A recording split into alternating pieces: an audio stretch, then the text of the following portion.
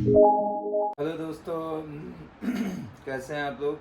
दोस्तों आज मैं एक बात करूंगा जो मैंने मेरे साथ अनुभव किया है कि जो लोग किराए पे रह रहे हैं, अब लगातार कंप्लेन आ रहे हैं कि वो लोग रेंट नहीं दे रहे हैं और जो मकान मालिक हैं वो परेशान हो रहे हैं कि इनका क्या किया जाए।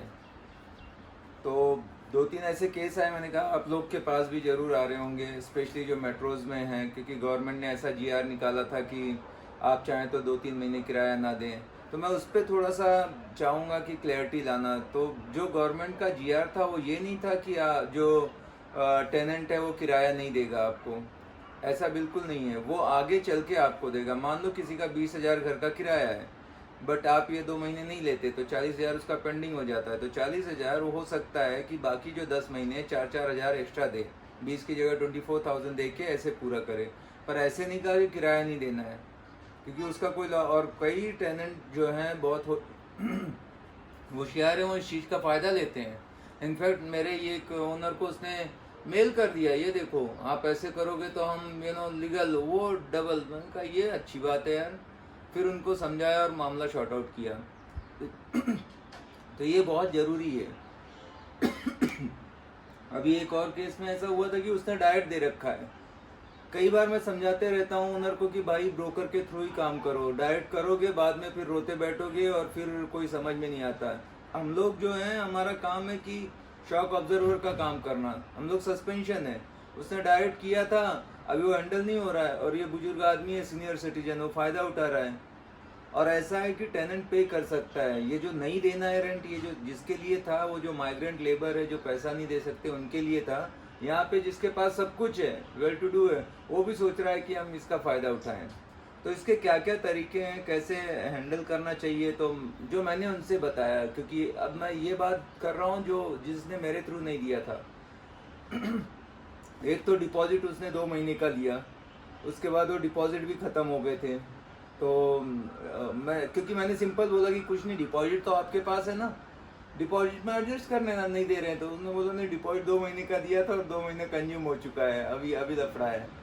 तो मैंने कहा कि अभी देखो, आप उनसे जाके मिलो और मिल के जाके और उनसे बात करो और अपनी भी प्रॉब्लम बताओ। तो जरूर नहीं कि 100% लो, अगर प्रॉब्लम लगती है जेन्यून और वो पैसा नहीं भर पा रहे हैं और आज वो वैकेट भी नहीं कर सकते क्योंकि जो लॉकडाउन है वो सेंटर ने कर रखा है, तो इस केस में आपको भी समझ के लेना पड़ेगा, फ्लेक्सिबल रहना पड़ेगा। तो उसमें आप या तो उनको ऑफर दो, यार चलो, उनका 30,000 रेंट था, तो मैंने कहा कुछ बीच का रास्ता निकालो, 20,000 बोलो दे दो, 15 दे दो, चलो ऐसे करो।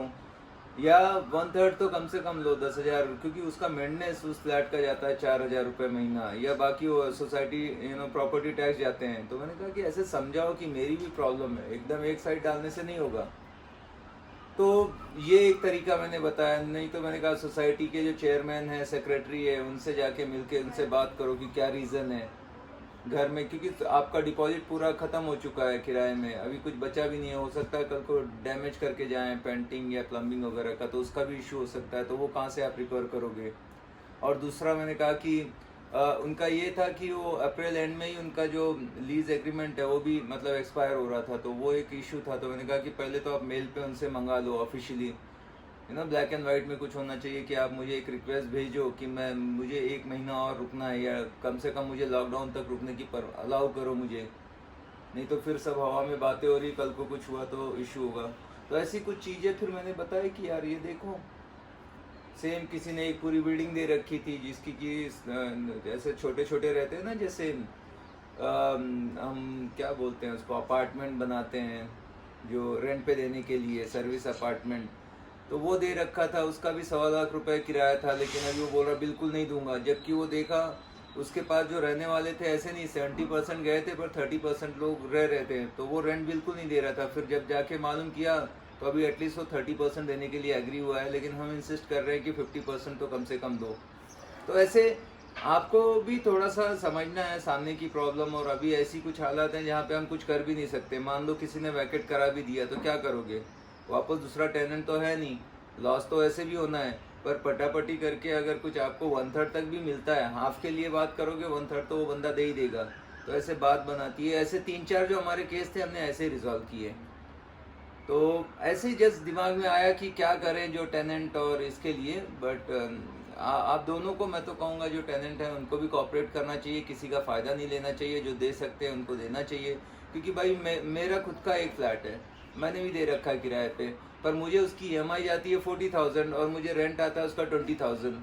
ठीक है, मोनेटोरियम करके मेरा जो EMI है वो मुझे आगे कर दिया गया, मुझे तो भरना है, इंटरेस्ट भी बैंक मेरे से ले रही है, और मेरा टेनेंट बोले कि मैं आपको किराया भी नहीं दूंगा, तो मेरे को तो डबल मार पड़ी, मेरा तो अच्छा खासा लॉस हो गया। सरकार ठीक है, लेकिन सरकार कोई भी ऐसे डिसीजन नहीं ले सकती ना सब मेरा लॉस हो जाए। तो ये, और इनफैक्ट हम प्रॉपर्टी में इन्वेस्ट इसलिए करके रखते हैं कि हमें एक रेजिडल इनकम हो, जब मुझे ज़रूरत हो तो एक उससे मैं रिटायरमेंट के लिए या ऐसा हम प्लान करते हैं कि मेरी प्रॉपर्टी से मुझे आए, और वो ऐसे निकलेगा तो दिक्कत होगी। तो यहाँ बेस्ट है कि आप मिल के प्यार मोहब्बत से जो काम हो जाए तो ठीक है। तो ऐसे 2-3 केस हुए तो मुझे लगा लोग भी ऐसे परेशान हो रहे हो, तो ऐसे आप रास्ते अपना सकते हो। पर पूरा वो नहीं देगा ये भी नहीं चलेगा, आप भी 100% लोगे ये भी ज़्यादा हो जाता है, बीच का ही रास्ता निकालो, ज़्यादा अच्छा होगा। Thank you very much.